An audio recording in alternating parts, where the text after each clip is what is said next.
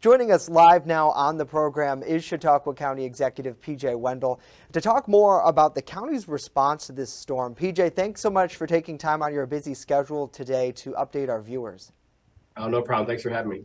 So first off, I want to get your pulse on the situation there in the North County. Obviously, these live pictures that we're seeing are really treacherous. The roads in some places are almost impassable. What's the current status of the storm recovery effort? And I suppose as people are still bracing it as it's falling.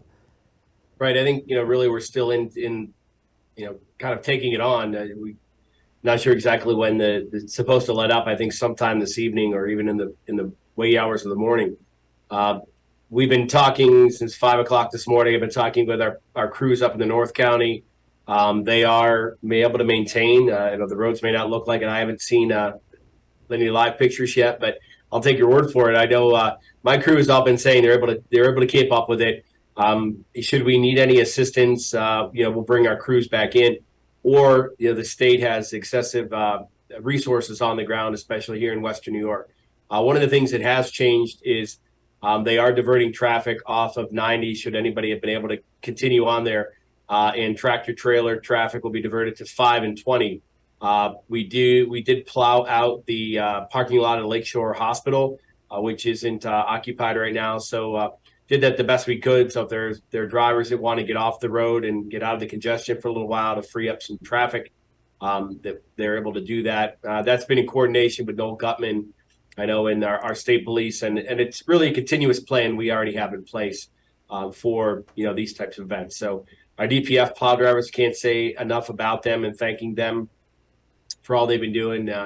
Again, if you look out my window, it's sunny and no precipitation, but obviously a tale of two cities if you look up into the North County. Yeah, definitely. And this isn't anything new that we don't know exists in Chautauqua County when it comes to lake effect snow, or all of Western New York for that matter.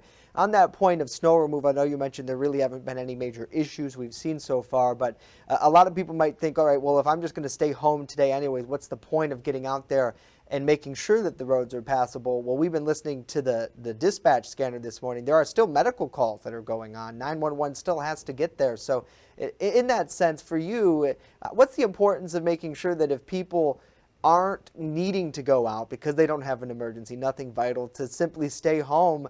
Because if they do get out, they do get into a crash, they close the road, that could be life or death for somebody else. It could, and we just like to everybody to urge caution when they're out traveling. We haven't made an official travel ban for any areas, and we'd be in conference with the sheriff's department, and I know the city of Dunkirk police department did make some travel restrictions there, but as far as the countywide, we haven't issued any. And you're 100% correct. Now let's take a step back, and if you remember what was the front page of the and you guys were there 2 days ago in the fire on Allen Street. So let's say that storm were to touch into Jamestown, now you imagine all that snow load onto a building that had already collapsed. So you run the risk of the building collapsing. Now you talk about a fire. Now you're having to get all that fire apparatus in the middle of a snowstorm. So you're right. It's imperative that we keep these roads open for such an event. And unfortunately, that's usually when these events happen, in cold, inclement weather, people trying to heat the homes, or something malfunctions or something happens. Now you're looking at either, a structure fire in a home, or you're looking at, accidents on the roadway. So it's imperative, as you hear, business still goes on with emergency services, whether it's our police and fire and EMS. The snow doesn't stop for them, especially. So again, the importance of keeping people off the roads in an event like this, it doesn't, it allows for, the need of those vehicles to travel without the added risk of other drivers on the road. Because let's face it, you panic, you see a 17-ton fire truck coming up behind you, you're going to swerve, you go off the ditch, you cause an accident or something else happen. It just, we do, those areas, we just urge people to travel with caution. Yeah, absolutely. And you touched on that the city of Dunkirk does have that travel advisory, obviously travel restricted now on I-90 and some other thoroughfares as you get into Erie County. What goes into that process if Chautauqua County were to issue something like this? How do you weigh that? And is that on the horizon if and when the storm maybe moves southward later today? Of course, and we'd be talking with the sheriff. He'd be the one that issues those travel bans as we go throughout the county, and it would be in concert with first responders. What we're hearing in the North County, what are we hearing from our plow drivers? Towns and village drivers as well.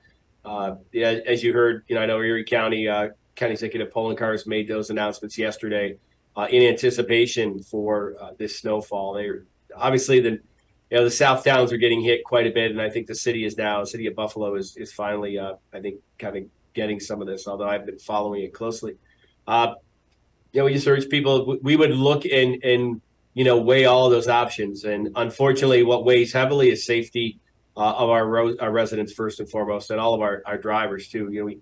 We forget those. We hear about supply chain issues and different things. Those tractor trailer drivers, that's their job, and people are critical in this time of year. They're expecting things to get delivered, and nobody wants to hear expected delays of deliveries. So those men and women who drive over the road, they have an obligation and a commitment. But our commitment here in our county is to make sure that those people that are traveling those roads are safe, and that we're looking out for their safety. So should we issue those bans, it will be or travel restrictions.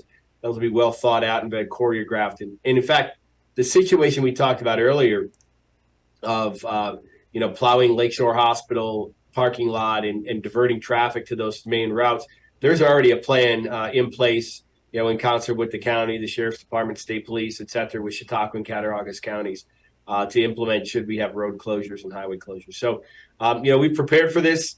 Yes, this is Western New York. We hope we don't see the 2 to 4 feet or more as they're calling for in the South Towns, but nonetheless, what is unique, I'm told, about this storm is it's just hanging out over that area closest to the shoreline. Many people that live in that area closest to the lake will tell you that, realistically, Dunkirk and Fredonia, that Lake Erie shoreline doesn't get the lake effect snow. It's usually inland. But Mother Nature wants us to remember that, it doesn't matter if she wants to dump snow, she's going to dump it wherever she wants. And those people who usually dodge the heavy snowfall on lake effect events are definitely catching the brunt of it right now. Yeah, and in the end, Mother Nature is going to have the final say. Chautauqua County Executive P.J. Wendell joining us live today with an update on this storm. We appreciate your time. Thank you.